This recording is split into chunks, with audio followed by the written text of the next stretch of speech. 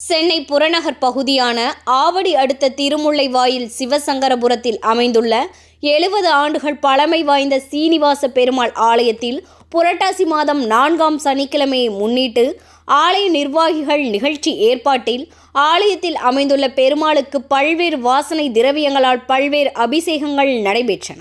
பின்னர் ஆலயத்தில் வைக்கப்பட்டுள்ள சீனிவாச பெருமாளுக்கு தங்க கவசம் அணிவித்து சிறப்பு பூஜைகள் நடைபெற்றன. ஆலய வளாகத்தில் சுமங்கலி பெண்கள் ஒன்றிணைந்து ஆலயத்தில் 100க்கும் மேற்பட்டோர் லட்சார்ச்சனை சிறப்பு பூஜைகளும் நடைபெற்றது.